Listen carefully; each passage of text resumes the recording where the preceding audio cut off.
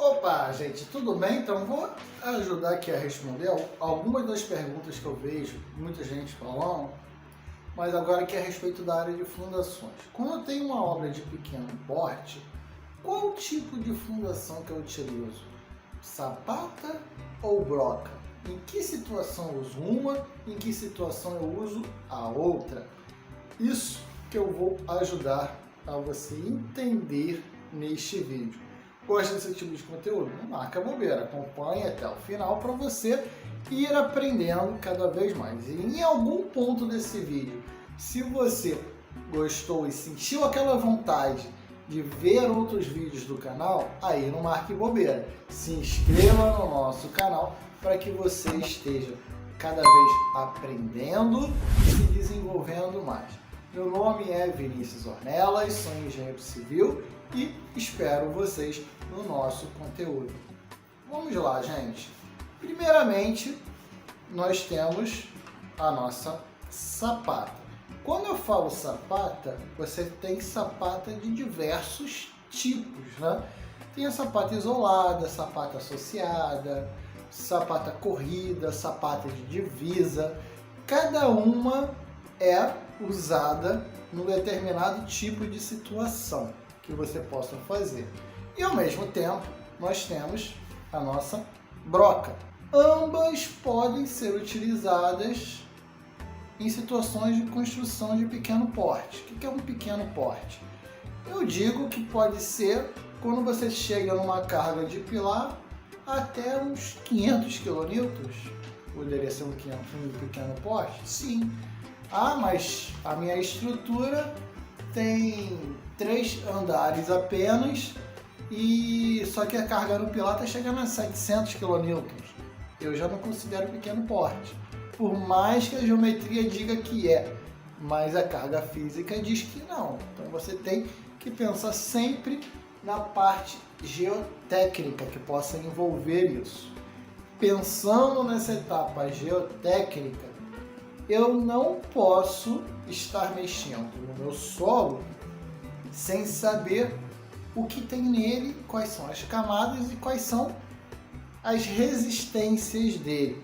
Para isso, mesmo sendo uma obra de pequeno porte, eu tenho que contratar um estudo de sondagem e passar para o engenheiro que vai fazer o projeto e a execução da minha fundação, para que ele possa avaliar a questão do melhor tipo de fundação de maneira a gerar segurança e economia.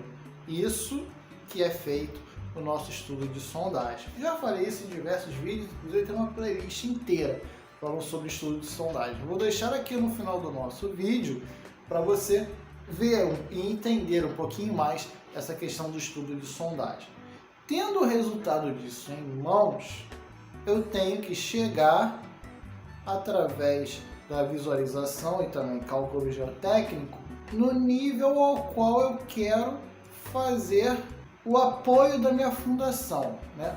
Se eu chego ali naquele apoio e tenho resistência suficiente, é ali ao qual eu vou utilizar.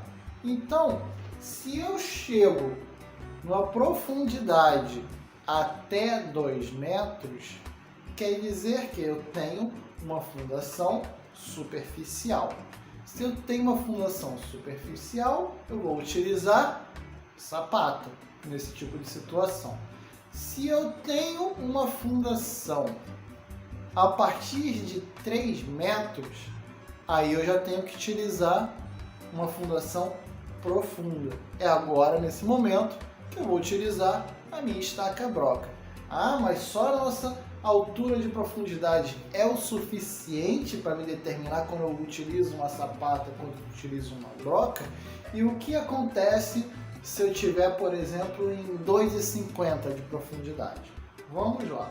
Existe uma NBR que fala dos comprimentos mínimos de estaca.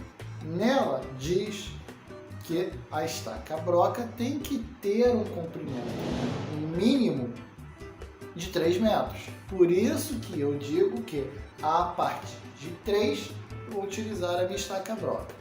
Aí eu tenho uma situação, por exemplo, 2,50. O que eu poderia fazer?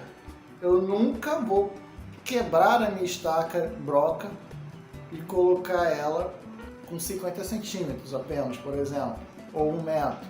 Nunca vou poder fazer isso, porque ela tem que ter um comprimento mínimo de 3. Então eu posso sim parar ela, botar o bloco de coroamento lá em 2,50 e estender ela com pelo menos 3 metros. Então ela está em 2,50 mais 3, pararia no nível 5,50. Posso fazer isso tranquilamente. Quando que eu vejo que é vantajoso, por exemplo, até usar as duas, fazer uma sapata com estaca broca ao mesmo tempo? Quando eu quero melhorar as questões de recalques. Porque, por exemplo, a nossa estaca só tem a área da seção da base, que é um diâmetro. Aí você vai calcular e vai chegar naquele diâmetro. E também o atrito lateral. São essas duas questões que dão resistência à nossa estaca. Só que pode ser que aquele solo nessa profundidade não tenha uma boa resistência.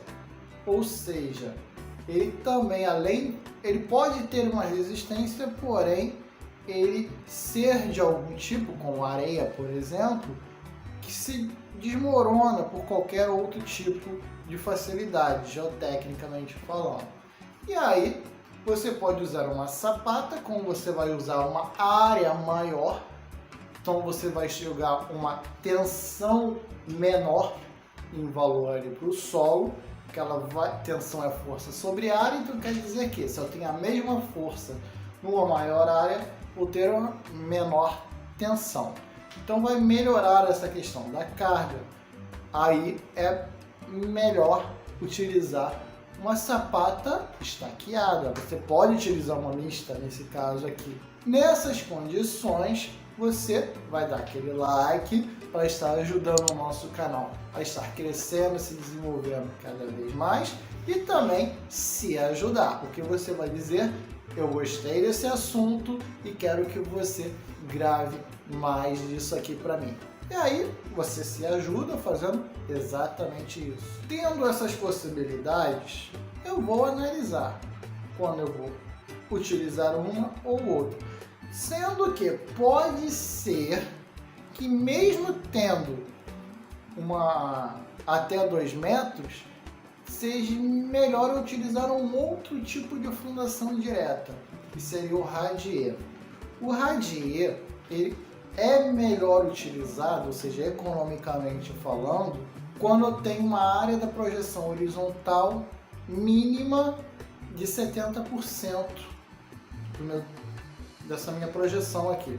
Quer dizer que se eu fiz a minha área de dimensionamento de sapatas, fiz todo o somatório de áreas, deu no mínimo 70% do total da minha projeção horizontal, é mais econômico eu utilizar o radier. Poxa, mas o radier vai pegar no terreno inteiro, vai gastar muito mais concreto. Aí é que você se engana, porque o radier, ele tem uma espessura única. Mesmo que ele esteja numa área inteira, se você pegar o volume de concreto, né, que é a área de cada sapata dessa, e botar a profundidade, você vai chegar facilmente a 40 centímetros, 50 centímetros, 45, 60, e aí vai chegar no volume total para você ver. Agora coloca ali, por exemplo, 12 centímetros na área inteira. Pega a área inteira, multiplica por 0,12 e vê quanto dá. Você vai ver que vai ser mais econômico e mais rápido utilizar o radier nessa situação. Espero de verdade que vocês tenham gostado desse tipo de conteúdo e não marquem bobeira. Se inscrevam aqui no nosso canal para que você esteja crescendo e se desenvolvendo cada vez mais. Espero vocês no nosso próximo vídeo, gente.